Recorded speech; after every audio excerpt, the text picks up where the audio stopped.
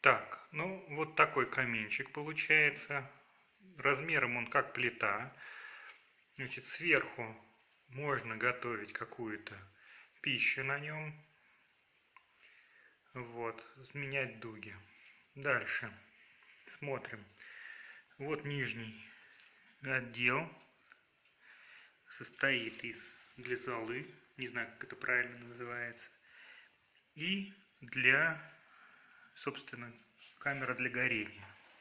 Вот ручки, соответственно, горячие, надо осторожно. Открываем. Вот, все, что это горит. Вот это вот стекло как-то очень сильно заплевывается сажей, просто намертво заплевывается сажей. Не знаю, что с этим делать. Вот.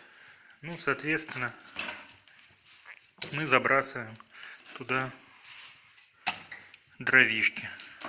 Я жгу все, что подряд, все, что горит, собственно. Вот, потому что не напасешься дорогих вещей для того, чтобы это было. Горело там что-то такое специальное. Значит, есть. Что еще обращает на себя внимание? Вот на себя обращает внимание еще для воздухообменника с двух сторон. Тоже хорошая штука такая. Становится быстро тепло в доме, очень удобно. Дальше. Область для золы не буду открывать, оттуда подсыпется зола сильно. На что обращаем внимание? Здесь вот, если открываем сильнее, сразу будет дуть больше кислорода, и все это разгорается. Практически вот на глазах. Вот.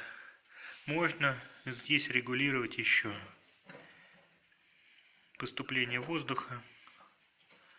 Ну, тоже как один из вариантов, чтобы совсем посильнее горело. Чем хорош?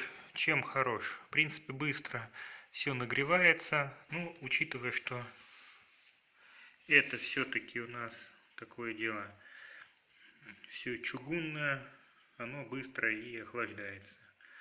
Вот. Без минусов. Воздухоотвод. Там вот внутри, сейчас еще раз, там вот как-то оно в оригинале какая-то немножко кривая система, пришлось там доваривать, разваливать. Но это уже не мы делали, а специалисты.